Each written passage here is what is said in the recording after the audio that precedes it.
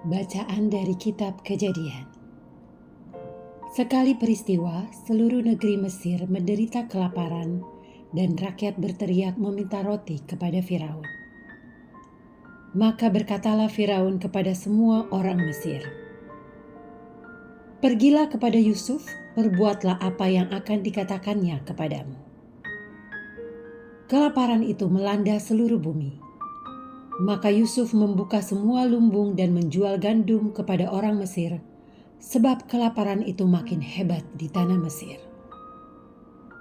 Juga dari seluruh bumi, datanglah orang ke Mesir untuk membeli gandum dari Yusuf, sebab kelaparan itu menghebat di seluruh bumi.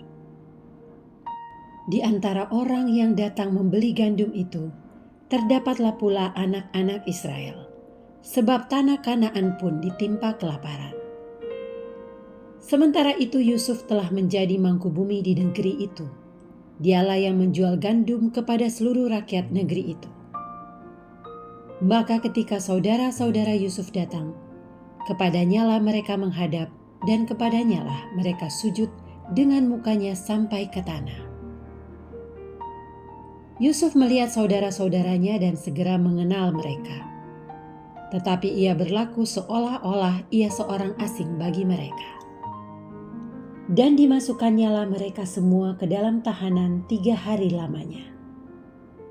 Pada hari ketiga, berkatalah Yusuf kepada mereka, "Buatlah begini, maka kalian akan tetap hidup, sebab aku takut akan Allah. Jika kalian orang jujur, biarkanlah seorang saudaramu tetap tinggal terkurung dalam rumah tahanan. Tetapi kalian boleh pulang dengan membawa gandum untuk meredakan kelaparan seisi rumah. Tetapi saudaramu yang bungsu harus kalian bawa kepadaku sebagai tanda bukti bahwa perkataanmu benar. Kalau begitu, kalian tidak akan mati." Demikianlah diperbuat mereka. Mereka berkata seorang kepada yang lain, "Betul-betul kita menanggung akibat dosa kita terhadap adik kita Yusuf. Bukankah kita melihat betapa besar kesesakan hatinya ketika ia memohon belas kasih kepada kita, tetapi kita tidak mendengarkan permohonannya. Itulah sebabnya kesesakan ini menimpa diri kita." Lalu Ruben menjawab mereka, "Bukankah dahulu kukatakan kepadamu, janganlah kamu berbuat dosa terhadap anak itu. Tetapi kamu tidak mendengarkan perkataanku. Sekarang darahnya dituntut dari kita." Tetapi mereka tidak tahu bahwa Yusuf mengerti perkataan mereka, sebab mereka memakai juru bicara. Maka Yusuf mengundurkan diri dari mereka lalu menangis. Kemudian ia kembali kepada mereka. Demikianlah sabda Tuhan. Syukur kepada Allah. Semoga kasih setiamu menyertai kami ya Tuhan, sebab kami berharap kepadamu. Semoga kasih setiamu menyertai kami ya Tuhan, sebab kami berharap kepadamu. Bersyukurlah kepada Tuhan dengan kecapi, bermazmurlah baginya dengan gambus 10 tali. Nyanyikanlah baginya lagu yang baru, petiklah kecapi baik-baik, mengiringi sorak dan sorai. Semoga kasih setiamu menyertai kami ya Tuhan, sebab kami berharap kepadamu. Tuhan menggagalkan rencana bangsa-bangsa. Ia meniadakan rancangan suku-suku bangsa. Tetapi rencana Tuhan tetap selama-lamanya, rancangan hatinya turun-temurun. Semoga kasih setiamu menyertai kami ya Tuhan, sebab kami berharap kepadamu. Sungguh mata Tuhan tertuju kepada mereka yang takwa, kepada mereka yang berharap akan kasih setianya.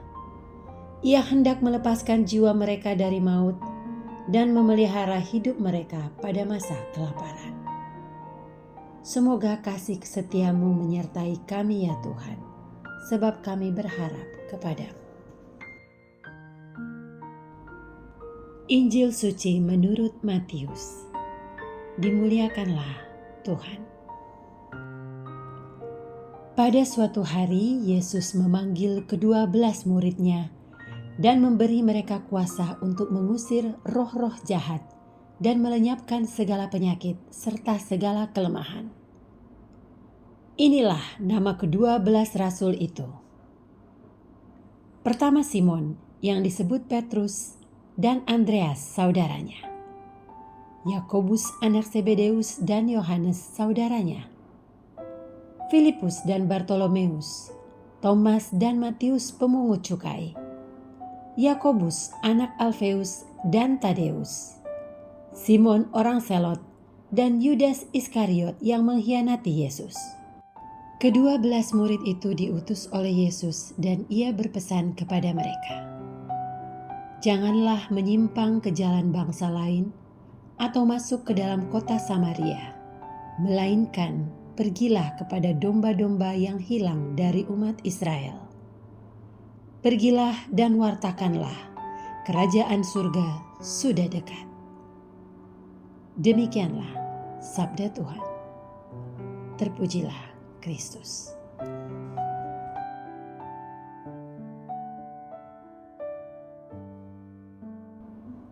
Hari ini, Yesus mengutus para murid untuk mengusir roh-roh jahat dan menyembuhkan banyak orang dari berbagai penyakit.